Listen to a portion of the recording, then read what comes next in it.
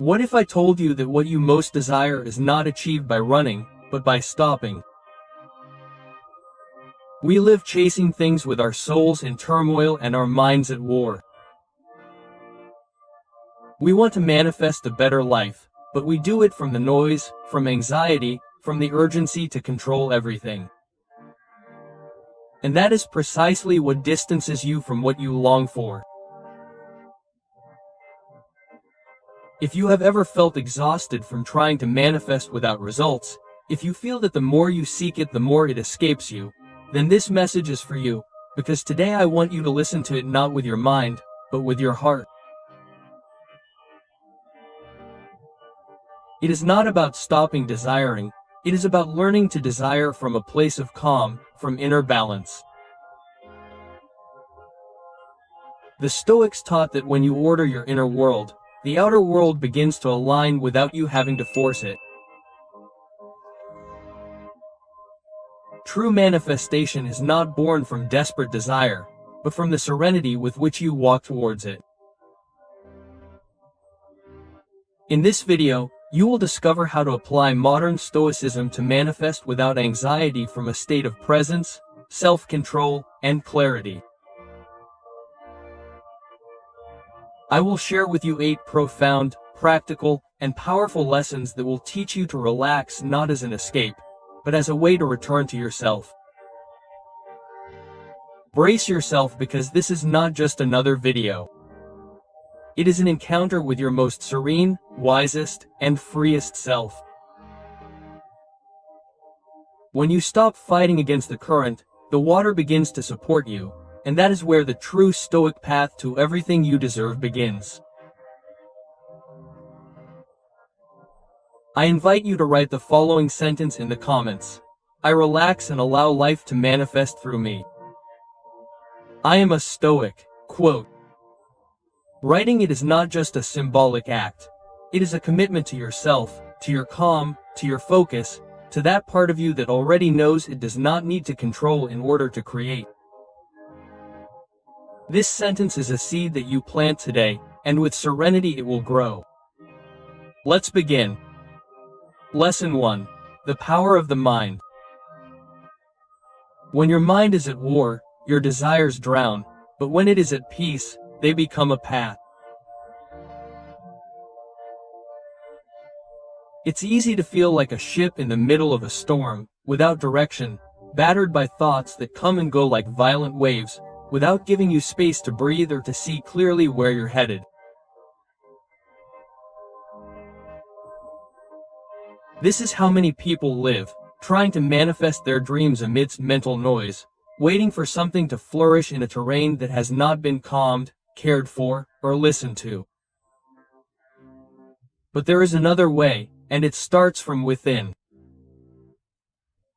Marcus Aurelius wrote in his Meditations, "Inner tranquility is true power." And he was right, because from a place of calm, not only do we think better, but we also desire better. It's not that the Stoic gives up on his dreams, but rather that he looks at them with serenity and acts with clarity, not from a place of despair, but from a centered mind. Because a centered mind is a mind that creates, that chooses, that directs. Your mind is like a garden. If you let just anything grow, fears, doubts, urgencies, you'll end up surrounded by weeds. But if you learn to calm it, to choose what to plant, and to take care of each thought, your garden becomes a fertile place for manifestation. How to achieve this? First, breathe, do it now. Inhale deeply through your nose and exhale slowly through your mouth. Repeat, what you feel is the beginning of returning to you. In just a few minutes a day, your nervous system will begin to calm down and your mind will clear up. Second, observe your thoughts without fighting them. You don't need to force them to be quiet, just watch them pass by. Seneca said that the soul calms down when it stops fighting against itself. Acceptance is also a form of peace. Third, visualize gently. Close your eyes and imagine your life as you want to live it. Not with anxiety, but with presence, not as a desperate longing, but as a seed that you know you are taking care of every day. Because the truth is that relaxing is not giving up, it is preparing. It is like sharpening a sword before battle, like an archer who breathes before shooting. Only from a calm mind can you choose your next step wisely and not from impulse. And if you ever doubt yourself, remember this. The mind doesn't need noise to manifest, it just needs silence, direction, and faith. You are not broken, you are simply returning to yourself. And there, in that silent return, everything you want to manifest begins. Lesson 2. Flow and receive. Sometimes the greatest strength lies in letting go of resistance and starting to trust. Imagine you are in the middle of a river, clinging to a rock with all your might, while the current batters you over and over again. The water tries to carry you forward, but you stand there exhausted, afraid to let go. This is how many people live, trying to control every detail, every person, every outcome, as if life obeys an exact plan written only by our mind. But the truth is that you are not here to fight the current, but to learn to flow with it. Epictetus said, "Do the best with what is in your power and take the rest as it comes." In other words, act from your center, but not from obsession. Do what is yours to do, but let go of the illusion that everything depends on you. The Stoic is not the one who controls everything, but rather the one who trusts in what he cannot control. And yet he continues walking with firmness and serenity. Letting go is not surrendering, it is maturing. It is recognizing that the world does not revolve according to our wishes, but that we can still find peace and from that peace manifest more clearly what really matters, how to begin to let go. First, observe what you are trying to force: a relationship, an outcome, an image of yourself. Write it down, say it out loud.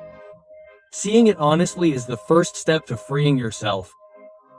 Second, breathe presently. The practice of mindfulness is not just a spiritual fad, it is a tool for reconnection. Stop for a few minutes each day. Feel your body, listen to the sounds. Don't analyze. Just be, that is flowing, being completely where you are. Third, trust. Even if you don't know where this river is taking you, trust that each turn has its meaning. Not everything is revealed right away, but the more you let go, the more space there is to receive what life wants to give you. Because sometimes what you most desire doesn't come when you clench your fists, but when you open your hands. Taoism puts it this way: the wise man doesn't fight the flow of life. He follows it like water, gentle but invincible. And the modern Stoic does the same. He acts responsibly, but lets go of anxiety about the outcome. Are you ready to let go a little and trust more? Remember this: not everything is achieved by squeezing harder. Some things only come when you allow yourself to flow. Lesson 3. Manifesting from a state of gratitude. Sometimes what you're looking for is already with you, but you're looking the other way. Imagine for a moment that you have a magic lamp. Every time you express gratitude for something, no matter how small, the lamp lights up and attracts more light. But if you only focus on what's missing, that lamp remains off and you walk in the dark still holding a treasure in your hands. This is how many people live, searching for more, without seeing what they already have lit inside. Gratitude is not conformity, it is recognition. It is not giving up on your dreams, it is planting them from fertile soil, not from the desert of emptiness. Marcus Aurelius wrote in his Meditations, "Do not waste any more time discussing what a good man should be. Be one who is led to the heart of this lesson. Do not wait for life to be perfect to be grateful. Be grateful and you will see how your vision becomes clearer, stronger, more generous." Manifesting from gratitude is not magic, it is emotional coherence. It is recognizing that you already have a powerful starting point. Do you want to manifest abundance? First, sow presence. Do you want to attract healthy relationships? Value the ones that surround you today. Do you want peace? Honor the silences you already have, because everything great begins with respect for the small. I share some practices that can help you every morning before you touch your cell phone. Name 3 things that you are grateful for. Keep them simple. A roof, a memory, an emotion. This trains your mind to see what is already blooming instead of obsessing over what is missing. When you feel anxiety about something you do not yet have, take a breath and thank out loud for what you already have related to. If you desire love, thank your ability to feel. If you desire prosperity, be grateful for your energy to create. And at the end of the day, write a line of gratitude, even on the darkest days, because even the storm waters your inner soil. Buddha said, "Let gratitude be the pillow on which you rest your head." And how beautiful it would be if instead of sleeping with worries, you rested in the softness of what has come to you. Remember this. Gratitude is not a reward for having achieved everything. It is the bridge that takes you to what you still dream of. Lesson 4. The power of the law of attraction. It is not about attracting what you want, but about becoming that which is already in harmony with what you desire. There are times when you feel that you do everything to make something happen and nothing changes, as if you were knocking insistently on a door and on the other side there was only silence. But perhaps the door does not open because you are not yet vibrating at the same frequency as what you are asking for. Imagine that your thoughts are seeds. If you plant them in arid soil, without care, without love, nothing will bloom. But if you cultivate your inner self with attention, patience, and gratitude, what seemed impossible begins to germinate. Manifesting is not demanding, it is preparing the ground to receive. Epictetus said, "No great thing happens suddenly. You must wait patiently, cultivate yourself with discipline, and allow everything to take its course." Quote. He was not talking about waiting with your arms crossed, but about cultivating your inner world until your vibration is in coherence with what you want to attract. Because it is not about asking from a place of scarcity, but about thanking from a place of fullness. How can you begin to manifest with real power? Here are some practical keys. Align your emotions with your desire. If what you want is peace, do not seek it from a place of anxiety. If you desire love, do not pursue it from a place of lack. Feel first what you wish to receive. Practice gratitude as a daily discipline. Be grateful for what you already have, not automatically, but with presence. Gratitude is not an answer, it is a frequency. And when you vibrate in gratitude, your mind opens to receive more. Observe your inner dialogue. What do you silently repeat to yourself each day? Do you speak to yourself from a place of possibility or resignation? Stoic thinking invites you to choose thoughts that empower you.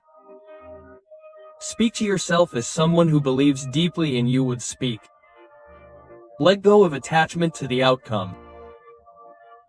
You can't control how or when, but you can trust that if you do your part with clarity and calm faith, life will respond. Maybe not as you imagine, but certainly as you need. So don't run after abundance as if you were empty. Breathe. Acknowledge what already dwells within you. Remember, the universe does not respond to your words, but to your vibration. And that vibration is born from your internal state.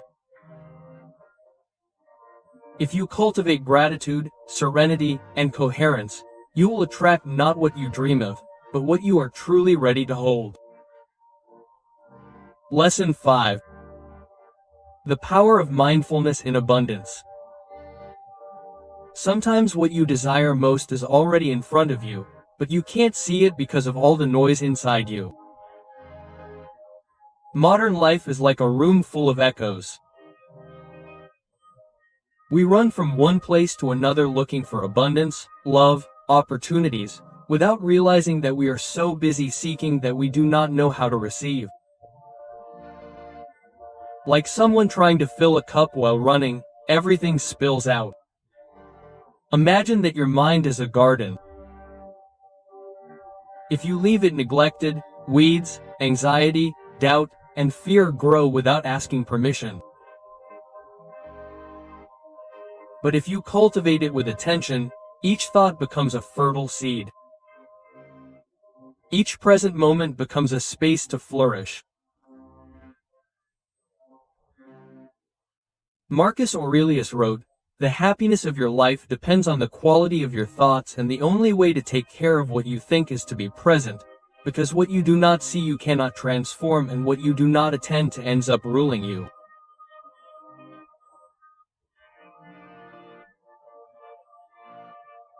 Mindfulness, what we know today, is not a fad. It is a stoic way to master your mind, open your consciousness, and recognize the abundance that already surrounds you. You cannot manifest something if you live trapped in constant mental noise. Being present is making space, and in that space the new can arrive.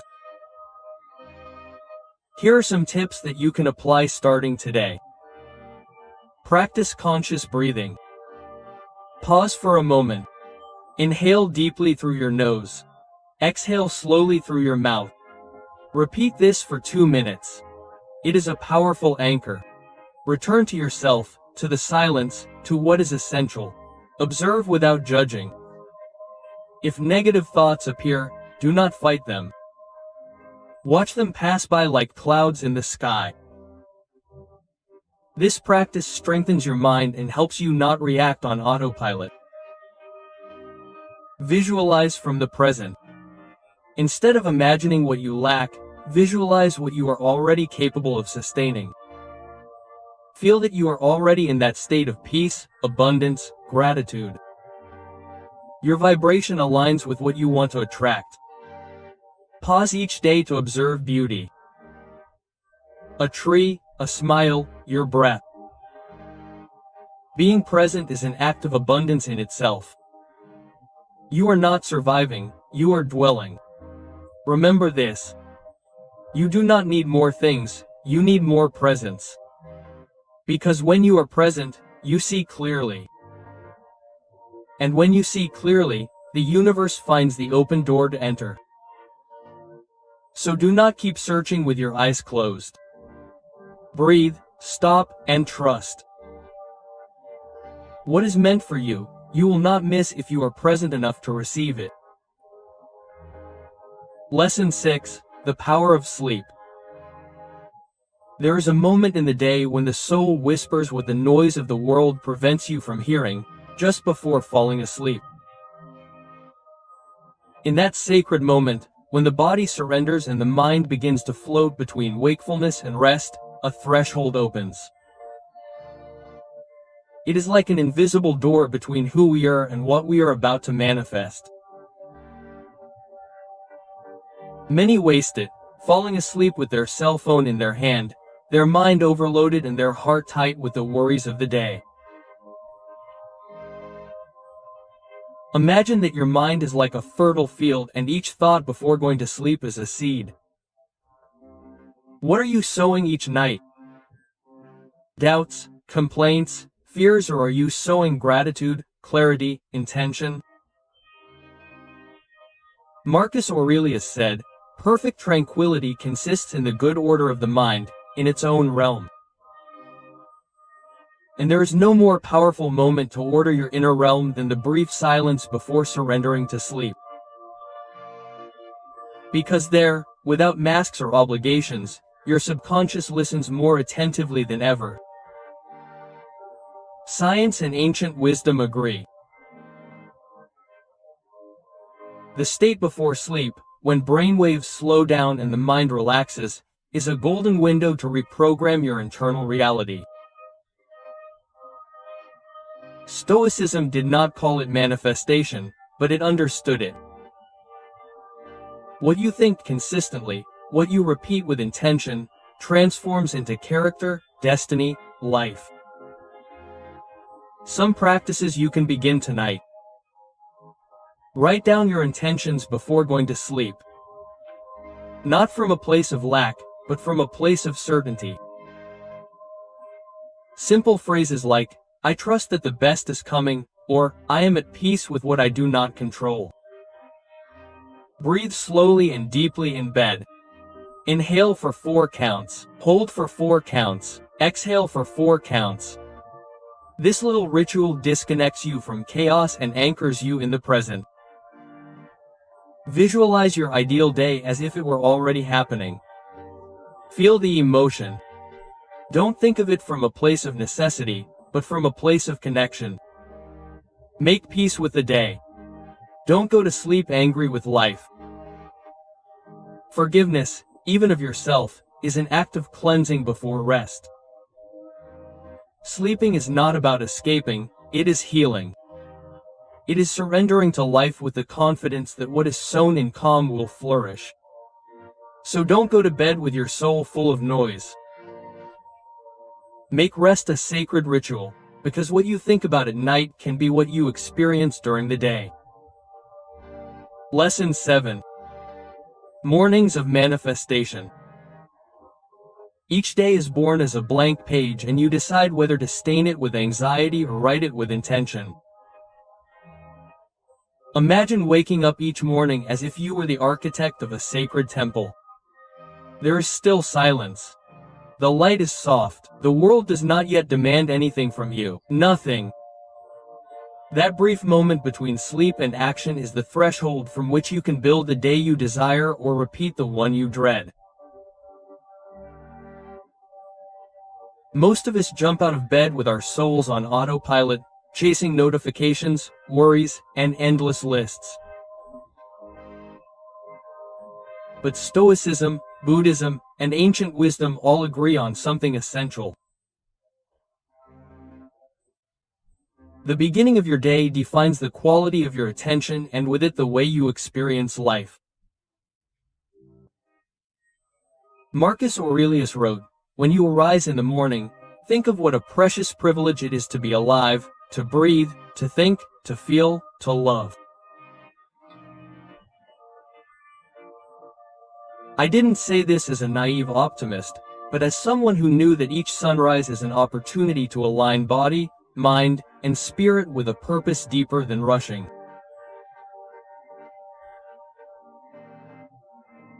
That's why manifestation mornings aren't empty rituals or magic formulas. They're conscious practices that give you back inner control, that remind you that before the world speaks, you can decide how you want to be. Here are some keys to designing your own sacred morning. Don't pick up your phone when you wake up. The first energy of the day is gold. Protect it. Breathe consciously. Take 3 deep breaths when you open your eyes. Not to do anything, but to feel alive. Be grateful for the smallest things. Even in chaos, there's always something that's still standing. Quietly mention 3 things you value, even if they're small. Visualize your ideal day, not as a fantasy, but as an emotional compass.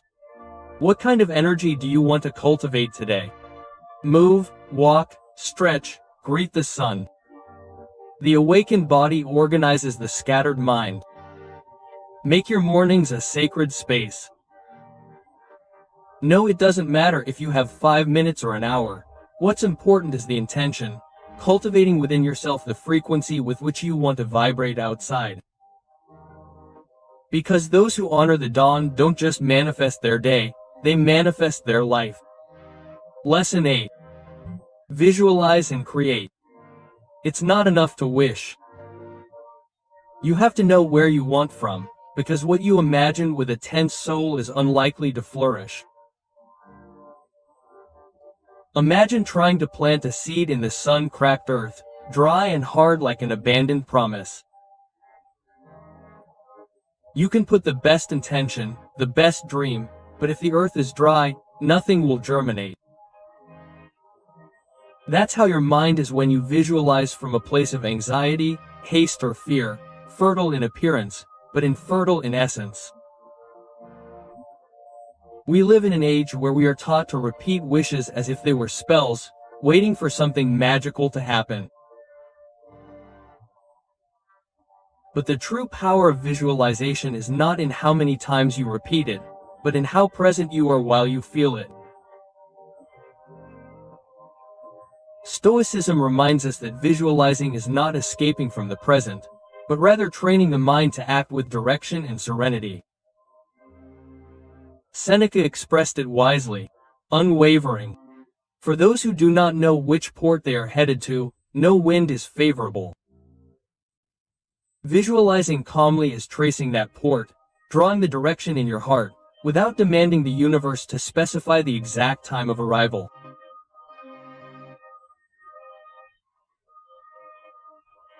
Here we are not talking about controlling reality with thoughts, but rather about aligning your inner state with a frequency that allows you to receive, because when your mind is at peace it becomes receptive. You stop running after what you want and begin to create the space where you can find yourself.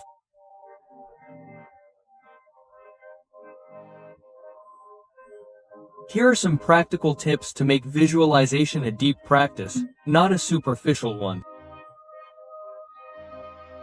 Find a moment of stillness each day. It can be when you wake up or before going to sleep, but make it a space free of external and internal noise. Close your eyes and imagine your vision, not as a distant longing, but as a living experience. Feel the colors, the emotions, the details, and then let it go. Avoid attachment. Visualizing is not forcing reality to obey you. It is aligning yourself with a possibility and walking towards it without the need for control. Act coherently. What imagine clearly, and you need to back it up with daily steps, even if small, but consistent. True creation begins when you can be at peace, even without guarantees, because the calm soul is already abundant, even before everything arrives. Visualizing is not wishing, it is remembering from a place of calm who you are already called to be. When you stop running after life, life begins to walk with you. The Stoic does not turn to stone or extinguish their desires.